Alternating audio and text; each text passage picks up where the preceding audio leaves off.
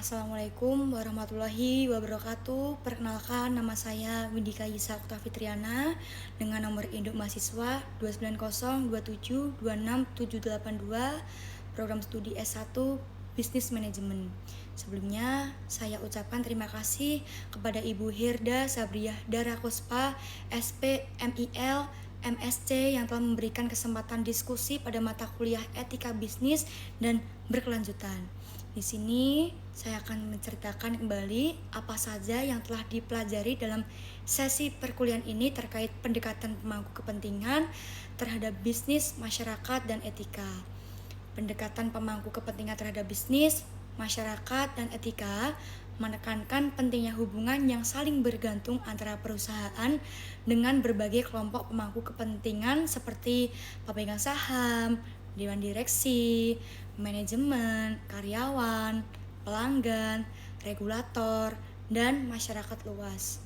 Pendekatan ini berfokus pada bagaimana perusahaan mengelola dan merespon harapan serta kepentingan para pemangku kepentingan tersebut secara etis dan transparan, agar dapat mempertahankan legitimasi dan kepercayaan dalam konteks sosial yang terus berubah.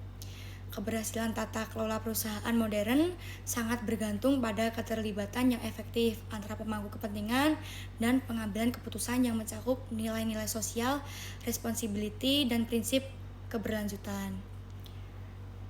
Dalam kerangka manajemen strategis dan kebijakan publik perusahaan, pendekatan pemangku kepentingan diterapkan dengan mengintegrasikan isu-isu sosial, lingkungan, dan etika sebagai bagian dari strategi korporasi yang luas. Proses manajemen strategis melibatkan identifikasi isu-isu penting dari perspektif pemangku kepentingan, penyusunan agenda sosial yang responsif dan strategis, serta pelaksanaan praktik-praktik bisnis yang berkelanjutan dan bertanggung jawab.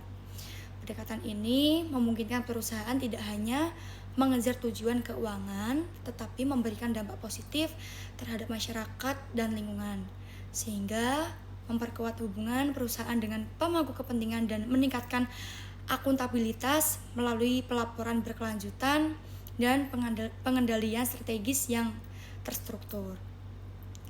Topik tentang tata kelola perusahaan, manajemen strategis, dan manajemen risiko sangat penting dipelajari karena memberikan pemahaman menyeluruh tentang bagaimana perusahaan dapat beroperasi secara efisien, etis, dan berkelanjutan di tengah kompleksitas lingkungan bisnis yang berubah. Dengan memahami tata kelola perusahaan, organisasi dapat memastikan akuntabilitas dan transparansi dengan seluruh pemangku kepentingan, sehingga menjaga legitimasi dan kepercayaan publik.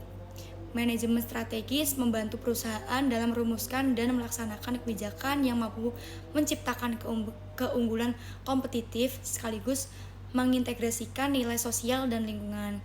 Sedangkan manajemen risiko dan krisis membekali perusahaan dengan kemampuan untuk mengantisipasi dan menangani potensi masalah yang bisa mengancam kelangsungan bisnis. Oleh karena itu, penguasaan topik ini menjadi kunci agar perusahaan tidak hanya fokus pada pencapaian keuntungan finansial, tetapi juga mampu memberikan kontribusi positif bagi masyarakat dan lingkungan secara berkelanjutan. Terima kasih atas kesempatan diskusi yang diberikan. Semoga ilmu yang dipelajari bermanfaat.